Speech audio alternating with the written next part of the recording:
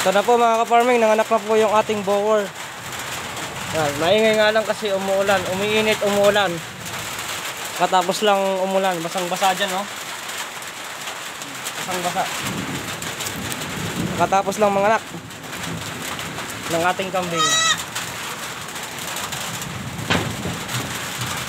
Ayusin lang natin yung mga damo para hindi lumusot yung paa ng ating kambing. Yan, kalat lang natin.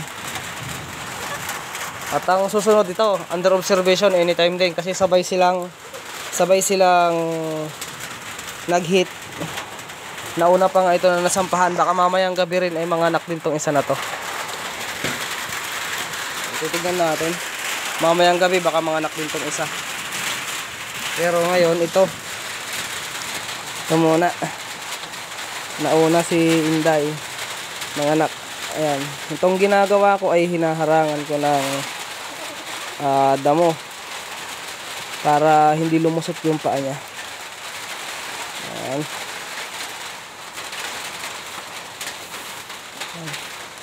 Tangan natin. Naghahanap na ng magagatas yung anak niya. Sige, hanapin mo.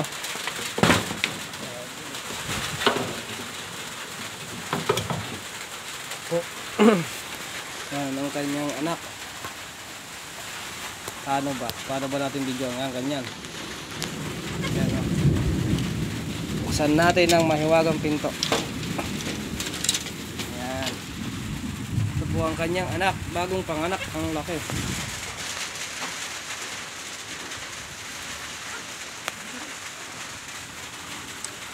Bulugan po ata.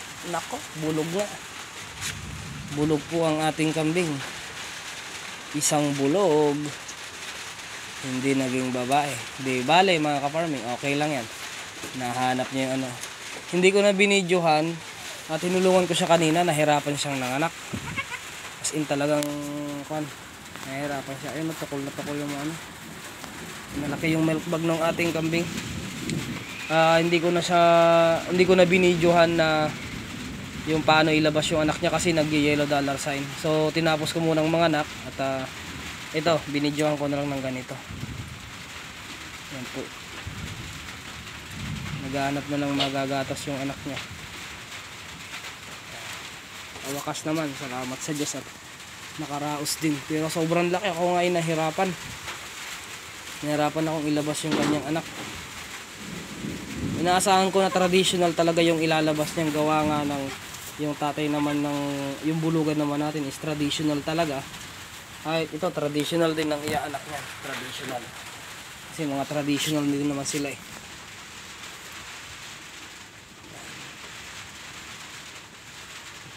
Nag-aanap na.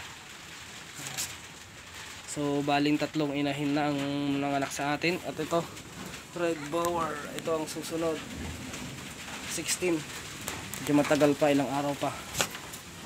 Sakto po, 145 days ito. Hanap ng kanyang madedede. Ang gender po nito ay bali, ipapakita ko sa inyo yung kambing natin. Ipapakita ko sa inyo, sasarado lang natin. Bali ang nasa under observation natin is dalawa pa yung nasa under observation natin. Ito nanganak na. Ito nasa under observation din natin to.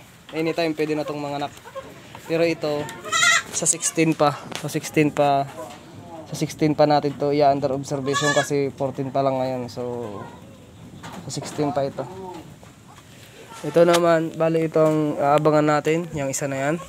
At saka ito ang nakalinya ngayong buwan. Ito buntis na pero hindi ko alam kung kailan ito nasampahan kasi hindi ko nakita, pero buntis na po yan. Bali ang may anak ay ito si Inday. Tsaka dito naman sa kabila ay si ayun, tignan nyo yung tatay niya. Dumadagul-dul. Ayan yung bulugan natin yung isa. Bulog din yung bulog. At ito ang babae lang, yung isa.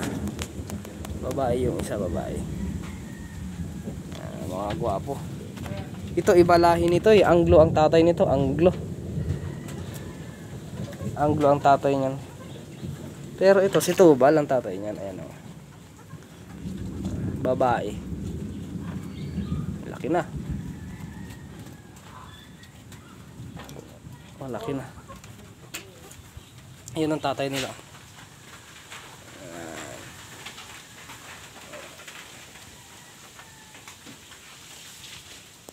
Ito naman isa na to.